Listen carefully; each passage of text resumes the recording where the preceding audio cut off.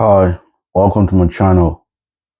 So on January 7th, 2025, was my birthday. I turned 47 years old. Yes, I'm 47. Yeah. I turned 47 years old, but I also woke up to the news of the fire in California, the Palisades fire and the Altadena and Pasadena fires that claimed about 28 lives and almost destroyed almost 16,000 homes. And I empathize, sympathize, give out my heart to the people of California who are still recovering for this serious damage.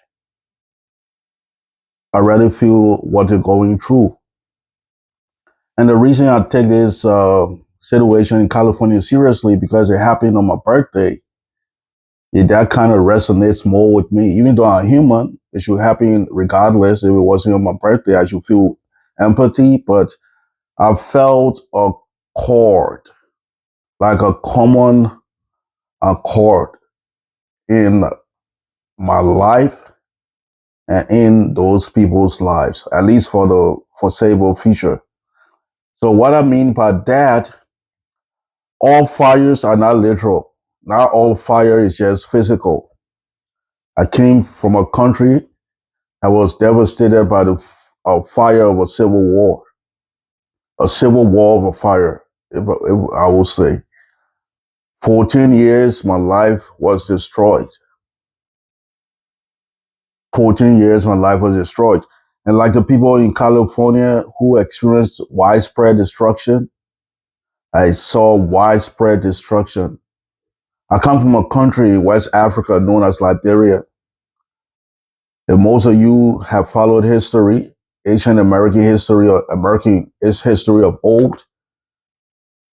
You will recognize that Liberia was the first black republic in Africa that was formed by freed black American slaves who decided to return back home, about 18,000 of them. But on December 24th, 1989, a spark of flame blazed into a fire in Liberia and it devastated our lives. Just like the fire in California that we watched on TV,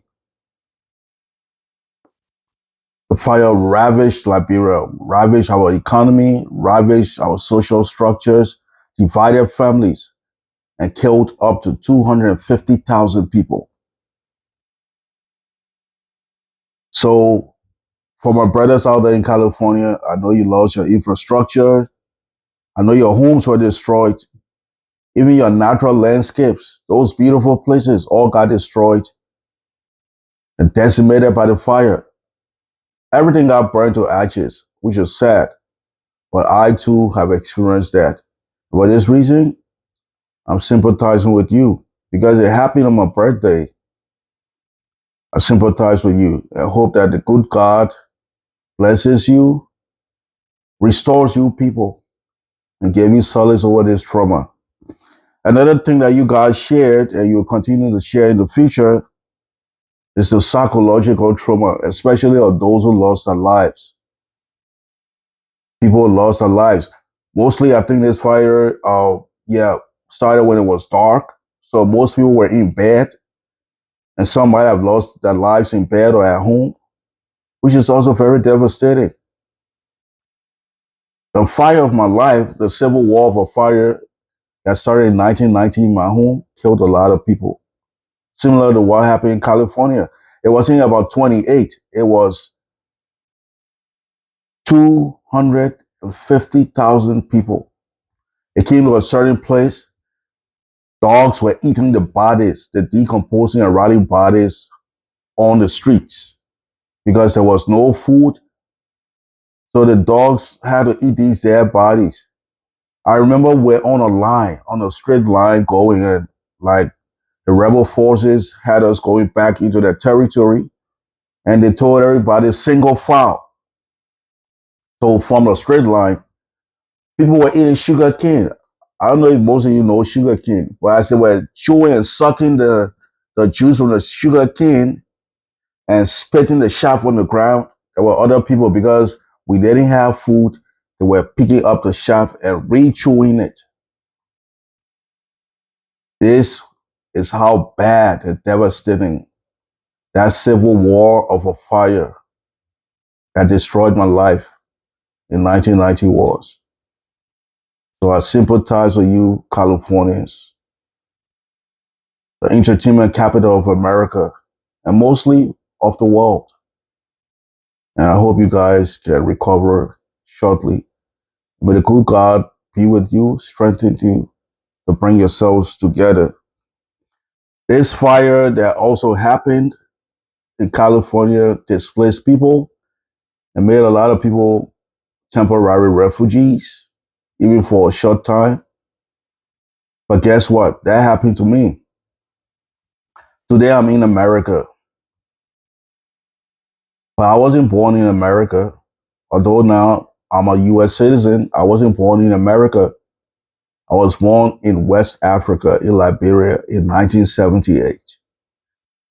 That fire disrupted my life and displaced me, made me a refugee in the Ivory Coast and subsequently in Ghana.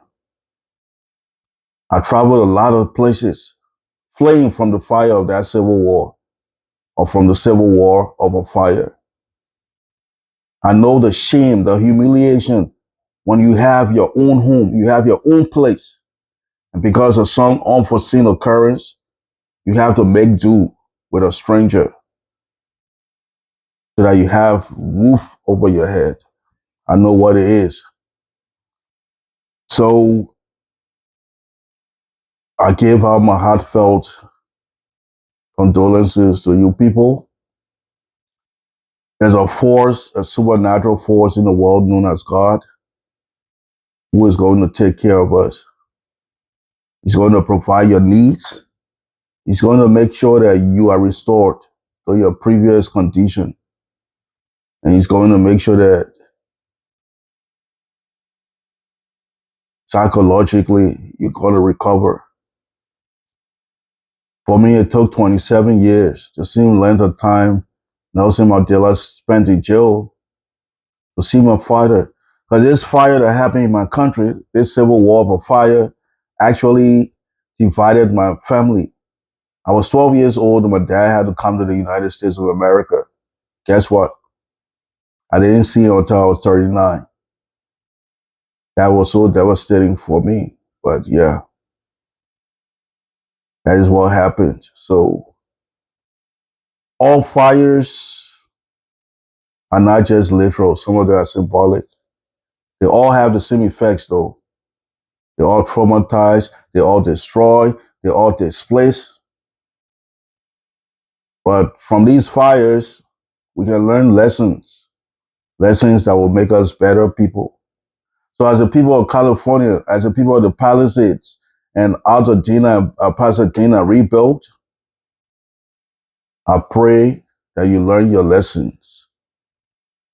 I pray that you learn your lessons. I pray that you become better. You build on a better version of yourselves. You build from these lessons that you guys got from this fire. You see, nothing in life is forever. Everything is uncertain. But you can learn lessons from these happenings, these events, and be a better people. Come up stronger. The human spirit is very strong. The human spirit is insurmountable. And I believe that you people are going to rise up again. You see, for me, this 14-year civil war of a fire made me to believe in myself. When I had no dad, when I only had a mom to raise me, no dad to look up to see what it was like to be a man, to teach me how to be a man. I learned through life how to be a man. And eventually, because of immigration issues, my mom had to leave me back in Africa and come to the US to join her husband. I learned how to be a man. God was there with me. And whatever discipline my parents had given me, even though they were not around, I fell back on it. And I guided myself through life. I went on to get a university degree in information systems and went on to work with the United Nations and came to America eventually after my immigration issues were settled and summer dad finally. Now I'm a U.S. citizen. I work for the New York City government, and I'm currently doing my master's degree. So you see, there's lesson that you can draw from every situation, every discouraging, every traumatic, every destructive, every bad situation has a silver lining.